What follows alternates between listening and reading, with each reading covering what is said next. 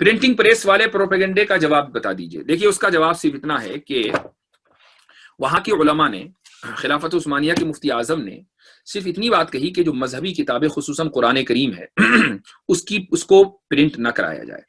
اس کی وجہ یہ نہیں تھی کہ وہ قرآن کی اشاعت نہیں چاہتے تھے، لیکن وہ یہ چاہتے تھے کہ ہمارا اپنا پرنٹنگ پریس ہو تاکہ ہم تمام آداب کی رعایت کر کے قرآن کریم کی اشاعت کریں. یعنی ہمارا جو کلام اللہ ہے، قرآن کریم مقدس کتاب، یہ جرمنی جائے چھپنے کے لیے تو پتہ نہیں وہاں پاکی ناپاکی کا خیال رکھا جائے گا یا نہیں. یہ دراصل ان کا فتویٰ تھا. تو ان کا فتویٰ مذہبی کتابوں اور خصوصاً قرآن کے تعلق سے تھا. اب اگر کوئی یہ کہے کہ بھائی پرنٹنگ پریس کی مفتیوں نے اس کے خلاف فتویٰ دے دیا تھا اور آج ہماری جو تباہی اور ہماری پستی کی جو وجہ ہے یہ وہی فتویٰ ہے، یہ غلط ہے.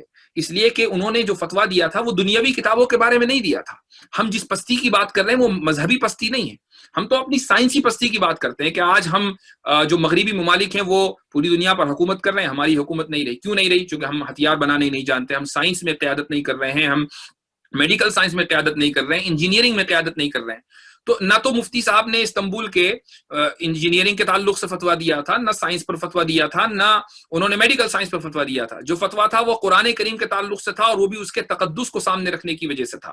اور جب ترکی میں کچھ سالوں کے بعد پرنٹنگ پریس آ گئی تو پھر قرآن چھپا، وہ فتویٰ بھی وہاں واپس لے لیا گیا. تو اس لیے یہ پورا ایک پروپیگنڈا ہے، اور یہ تاریخ سے ناواقفیت کی بنیاد پر یہ پروپیگنڈا کیا جاتا ہے.